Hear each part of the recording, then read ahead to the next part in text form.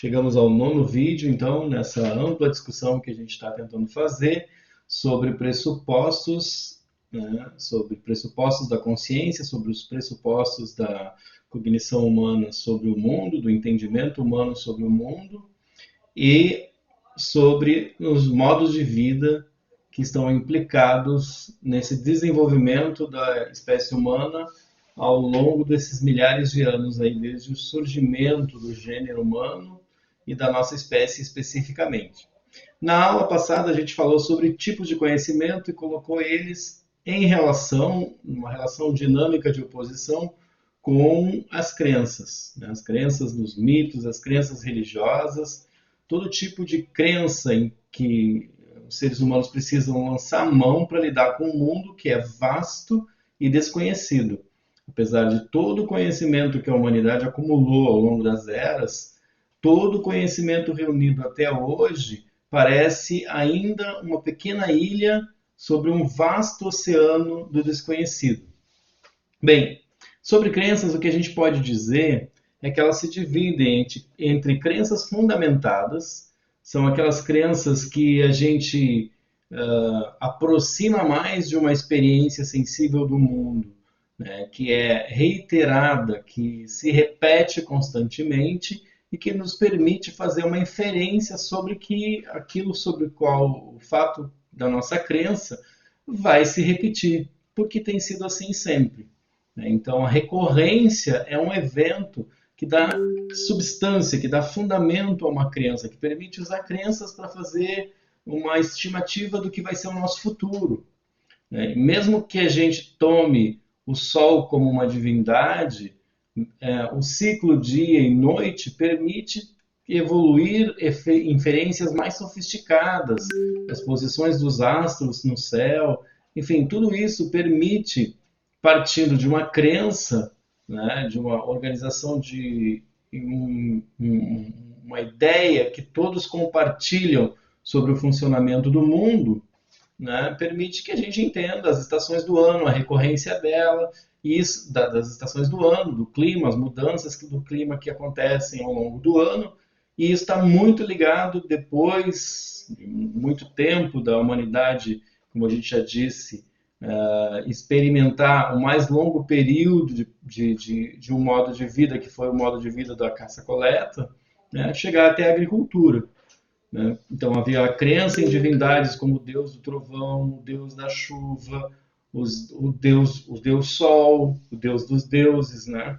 E que levavam as pessoas então a ter a aprofundar crenças com fundamentos nas repetições que a gente observa através da percepção e dos sentidos, né? Os eventos do mundo chegam a nós de forma recorrente, se repetem, e a quantidade de repetições ao longo das gerações de seres humanos permite, então, que a gente faça inferências bem fundamentadas, mesmo que em contextos onde ainda não há ciência e ainda não há desenvolvimento tecnológico propriamente dito, né? As pessoas vão aumentando suas capacidades cognitivas, vão aumentando a extensão dos seus corpos através do uso de ferramentas, mas isso é muito lento. O que a gente chama de ciência é algo muito mais recente. Claro que o conhecimento estava avançando, mas estava avançando devagarinho.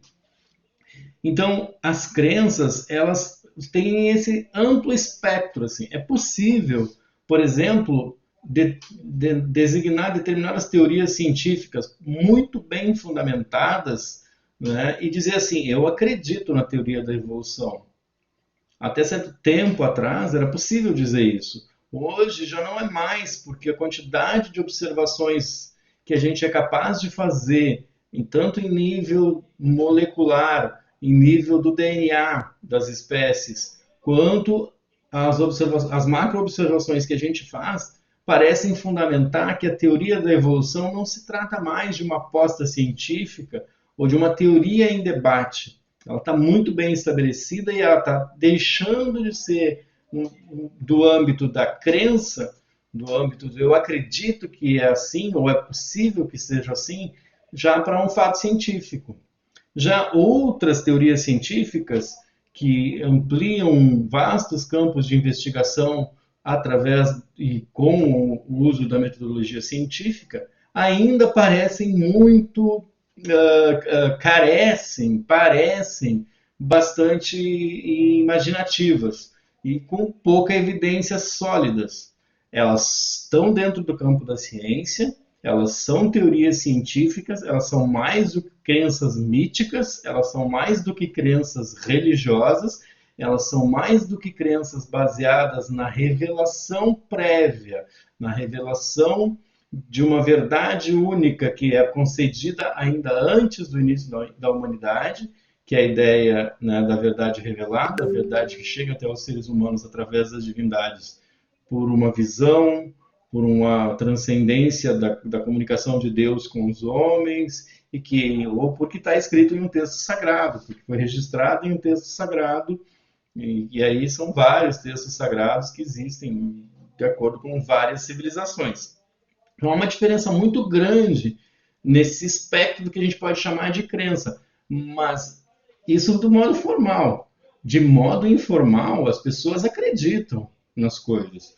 Elas não têm, não há 100% de possibilidade de que, por mais que o sistema educacional seja avançado, que todas as pessoas testem as verdades científicas ou os fatos, verdades não, mas os fatos científicos com os quais eles lidam. Então, eu não sei como funciona o computador, exatamente como um engenheiro entende. Eu não sei como funciona um software exatamente como um projetista de software entende, um programador entende. Eu não sei como funciona exatamente a rede mundial de computadores, a internet, como funcionam os cabos de fibra ótica, como funciona o sinal por satélite na internet, mas eu concedo que há autoridades suficientemente racionais que estudam essas tecnologias e nos disponibilizam elas. O celular não cai do céu, a internet não surgiu do nada, né? Mas a maioria de nós não entende como isso acontece. Muitas pessoas não sabem como que a água potável chega à torneira de suas casas, não sabem o processo envolvido nisso. Como que é gerada a energia que movimenta o mundo moderno, como que funciona o motor do seu carro, que dirá a inteligência artificial que está embutida no funcionamento do seu próprio smartphone. A gente não tem esse conhecimento. A maioria das pessoas não tem esse conhecimento. Então, pode-se dizer que elas acreditam na autoridade da ciência. Então, é um outro tipo de crença, né? Mas não é um conhecimento que a pessoa própria testou, experimentou e validou ele de forma científica. Mas o uso recorrente dessa tecnologia, o fato dela estar no mundo, ela se encadeia com o modo da ciência ver e descrever o mundo. Então, ela está fora do âmbito da crença. Agora, se um pai entra em contato com o professor através do WhatsApp, do smartphone dele, para mandar uma mensagem, essa anedota é real, né? E pede que o professor não ensine a teoria da evolução para o filho dele porque ele não acredita nela, então aí a gente está num outro tipo de crença. E enfim, não se trata de dizer para esse pai que ele não deve acreditar no âmbito religioso que o mundo foi criado por um ser superior da maneira que ele entender melhor, da maneira que ele conseguir abstrair dos textos bíblicos. É claro que esses textos sagrados que estão em livros como Gênesis são alegorias, né? Para mim, são alegorias, não são descrições fatuais da realidade. Muitas pessoas religiosas, muitos cristãos, muitos teólogos concordam que aqueles textos são textos poéticos e alegóricos. São textos que fundam a civilização ocidental juntamente com os textos de Platão, né, os textos da Ilíada e da Odisseia. São textos fundantes do conceito e das ideias que a gente tem sobre o que é o homem e qual é o seu lugar no mundo. Mas daí, acreditar que eles são descrições factuais da realidade, equivalentes às descrições que a ciência faz da realidade, a gente tem um longo, longo caminho que muita gente então diz, essas pessoas são burras, são reacionárias, estão pensando de um modo que seria um modo errado de ver o mundo, que são obscurantistas, que são retrógrados. Eu já disse em outros encontros que é mais do que isso. A humanidade é capaz de renunciar à visão crítica do mundo. A humanidade é capaz de renunciar à sua própria racionalidade. E é por isso que o jogo da civilização, da existência da espécie humana, não está dado. Não é porque a gente acredita ou deixa de acreditar na humanidade que isso se torna uma evidência de que a humanidade vai persistir. Sim, nós podemos desaparecer da face da Terra como qualquer outra espécie, né? O tempo é vasto o suficiente para que os humanos errem quantas vezes forem necessárias até que eles sejam extintos.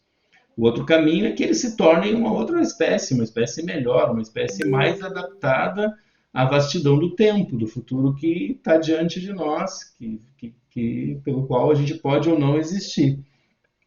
Mas é claro que a crença, como a gente já viu em outras aulas, em outros encontros, ela é necessária. Mas o que eu quero dizer é que a pior combinação entre crença e conhecimento científico é a pseudociência. É aquele que afirma que a, a sua crença mítica, a sua crença mágica, a sua crença sem fundamentos, que é um direito, as pessoas têm direito a acreditar que o mundo é mágico, constituído de forma poética, por um ser superior que domina o universo. Isso não se discute, porque essa é uma relação que a maioria dos seres humanos necessita fazer, inclusive para poder encontrar sentido na existência, que é uma necessidade humana, basicamente humana. Parece que nenhum outro animal precisa acreditar no sentido e no significado da existência dele para viver sua vida, mas nós, seres humanos, não conseguimos viver sem alguma forma de racionalidade que explique o que é estar vivo. O estado consciente é irritante, ele é inquietante, ele é desacomodador o suficiente para que a gente tenda a ter ideias mágicas. Qualquer pessoa, inclusive um cientista, pode fazer e praticar ciência e ser um crente de forma privada. Então, agora, quando as crenças são apresentadas como fatos científicos, quando crentes militam para que a sua crença seja carimbada com o rótulo real de ciência, de verdade científica, aí a gente tem a pseudociência. E é preciso entender que a pseudociência está na raiz dos fenômenos mais terríveis do século XX. Durante muito tempo, a teoria darwinista foi desvirtuada e lida, apesar de não ter nada a ver com o que Darwin escreveu, mas ela era contida como uma teoria. Hoje, darwinismo, acusar alguém de darwinismo é dizer que o mais forte sobrevive. Essa ideia pseudocientífica que não está nos textos de Darwin, que não está na produção científica, nem na teoria dele, nem de quem seguiu pesquisando a teoria após Darwin, a teoria da evolução das espécies através da seleção, ninguém afirmou que o jogo da vida se definia pela sobrevivência do mais forte, a vida, ou do melhor, ou da espécie dominante que seria melhor que as outras espécies. O que a evolução afirma é que o mais adaptado às condições dadas no ambiente é o que sobrevive por mais tempo, ou é o que sobrevive em cada etapa do tempo, em cada momento, né? Se as condições do meio ambiente mudam, ou as espécies mudam, ou elas desaparecem, ou há extinção, né? Ou há a transformação da espécie para que ela se adapte. Por isso a gente tem diversidade genética. A pseudociência, esse fato científico que dizia que a espécie melhor, a espécie mais adaptada, além da mais adaptada, era a melhor espécie e ainda por cima era a mais forte, levou à supremacia, a ideologia dos supremacistas raciais, a ideia de uma raça que fosse superior a todas as raças.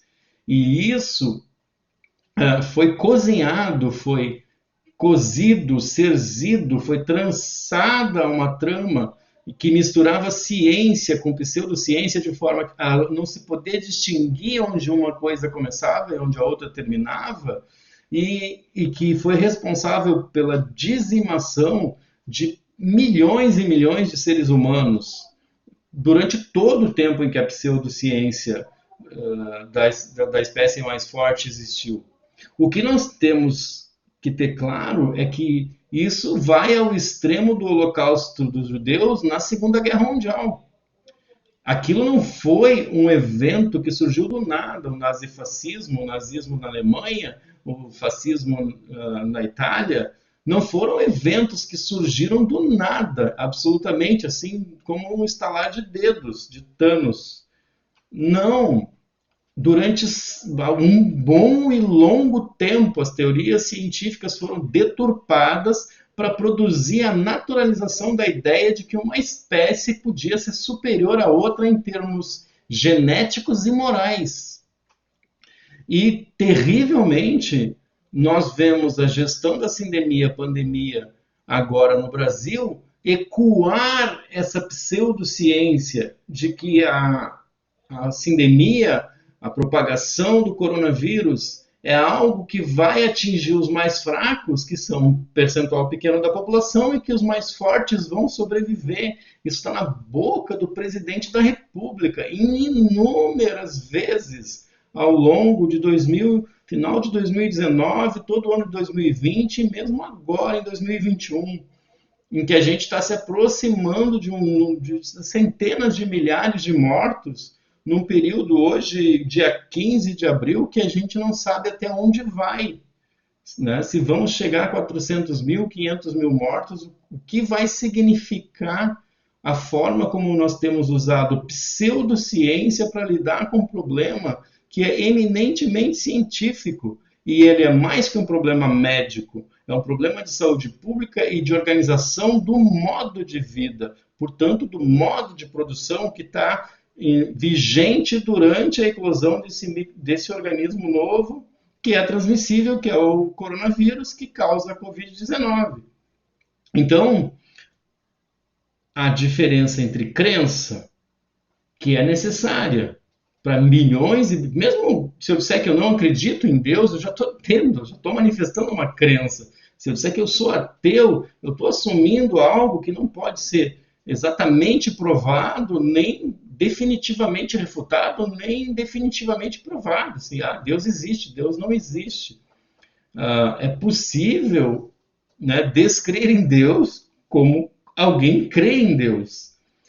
O problema não é esse, a questão não é essa. A questão que afeta a sobrevivência da espécie humana e que está relacionada à afirmação ou negação da vida é praticar pseudociência. É dizer que sua crença é científica quando ela não passa de uma crença. É negar seu filho estudar a história e a biologia conhecendo primeiro a teoria da evolução e o fato científico da evolução, restringindo ele à visão da verdade revelada na Bíblia, tomar como literal o que está escrito na Bíblia e dizer que aquilo é a verdade revelada por Deus e que, portanto, não precisa se aprender mais nada.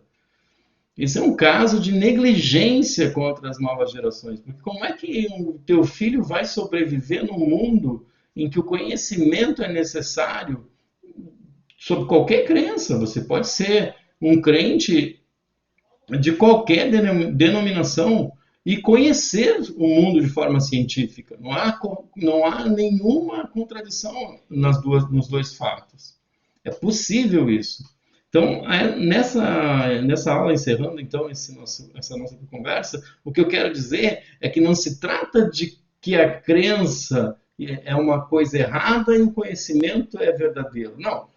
O conhecimento e a crença lidam com um fato que é inegável, que não precisa se investigar, é da condição existencial. Nós ignoramos muito sobre a existência e somos conscientes dessa ignorância. A ciência e a crença nos ajudam a viver com isso. E a ciência resolve problemas que a crença jamais vai resolver. Então, é isso. Eu agradeço a quem chegou até aqui e a gente volta a conversar sobre isso e sobre outros aspectos relacionados aos modos de vida em que estamos, né, até o pescoço e ver que tipo de solução é possível a partir, né, de conhecer essa realidade, que tipo de modo de vida a gente vai ter que inventar para superar esse modo de vida que está esgotado e que confunde verdades últimas e pesquisa e refutar teorias e testar hipóteses, né? Enfim, essa onda de obscurantismo que a gente está passando. Muito obrigado a quem chegou até aqui, até o final do vídeo. Quem está gostando, de novo, curte, né? Compartilha nas suas redes sociais. Se tiver dúvidas ou quiser ampliar o debate, faz comentários, manda e-mail, se inscreve no canal, se achar que a gente, né, se achar que isso é importante. E muito obrigado, um abraço a todos.